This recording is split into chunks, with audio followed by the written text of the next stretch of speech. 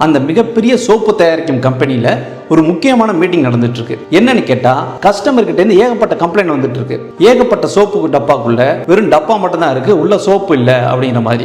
ஏன்னா இது ஆட்டோமேஷன்ல வந்துட்டு இருக்கு. ஒவ்வொன்றும் கட் பண்ணி அனுப்பும்போது ஒரு சில பேக்ல சோப்பு இல்லாமலே போயிருது. இதை எப்படி நம்ம சார்ட் அவுட் பண்ணலாம் அப்படிங்கிற மாதிரி அந்த மீட்டிங் நடந்துட்டு இருக்கு. ஒரு சில பேர் சொல்லியிருக்காங்க, நம்ம ஒரு சில பேர் வேலைக்கு வச்சிருவோம், குவாலிட்டி செக் பண்ற மாதிரி அதையும் வச்சு நம்ம அதில் சோப்பு இருக்கா இல்லையாங்கிறத செக் பண்ணி மேனுவலாக பார்ப்போம் அப்படின்னு இருக்காங்க. ஒரு சில பேர் சொல்லியிருக்காங்க, இல்ல அப்படி பண்ணீங்கன்னா நமக்கு நிறைய செலவும் ஆகும், ஹியூமன் எரர் மறுபடியும் நிகழ்றதுக்கு வாய்ப்பு இருக்கு, இதை நம்ம மொத்தமாக சார்ட் அவுட் பண்ணணும் அப்படிங்கும்போது ஒருத்தர் சொல்லியிருக்காரு, நம்ம ஆட்டோமேஷன் தானே பண்ணுறோம், நடுவில் ஒரு வெயிங் மிஷின், ஒரு எடை போடுற மிஷின் ஒன்று வச்சுருவோம், அதில் வந்து தான் சோப்பு வந்துட்டு போகிற மாதிரி இருக்கணும்.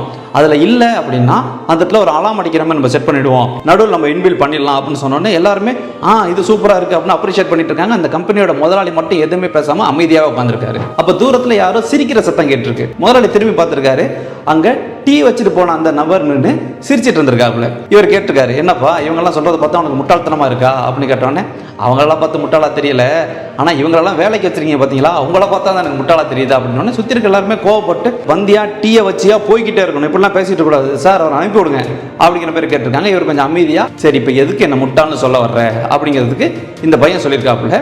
இப்போ உங்களுக்கு என்ன பிரச்சனை, ஒரு சில சோப்பு டப்பாக்குள்ள சோப்பு இல்லை அப்படிங்கிறது தானே. ஆமாம், அப்போ எந்த இடத்துல ஃபைனலாக சோப்பு வெளில வருதோ வர்ற இடத்துல ஒரு ஃபேனை வச்சுருங்க. ஃபேனை வைக்கும் போது ஆட்டோமேட்டிக்காக அடிக்கிற காற்றுல எது இதில் சோப்பு இல்லையோ அது பறந்துட போகுது, சோப்பு இருக்கிறது மட்டும் வெளியில் போகுது. இப்படி நீங்கள் பண்ணீங்கன்னா அதுக்குன்னு தனியாக ஆள் வைக்க வேண்டிய அவசியமாக கிடையாது, நடுவில் எடை போடுற மிஷின்லாம் வைக்க வேண்டியது கிடையாது அப்படின்னு சொன்னோடனே சுற்றி இருந்த அத்தனை பேருமே வாயடைச்சு போயிட்டு இருக்காங்க. இந்த முதலாளி மட்டும் அந்த நபரை பாராட்டியிருக்காப்புல. யார் சொல்றாங்கிறது முக்கியம் இல்லை, என்ன சொல்றாங்க அப்படிங்கிறதா முக்கியம்னு சொல்லுவாங்க. அதனால நம்ம வாழ்க்கையை மாற்றக்கூடிய ஒரு வாசகமோ இல்லை ஒரு வார்த்தையோ இல்லை ஒரு நிகழ்வோ யார் மூலமாக வேணாலும் நம்ம வாழ்க்கையில் நிகழ்றதுக்கான வாய்ப்புகள் நிறையவே இருக்கு. அதனால எப்போதுமே மாணவருக்குரிய ஒரு மனப்பக்குவத்தோடய இருக்கிறதுக்கு பழகுவோம்.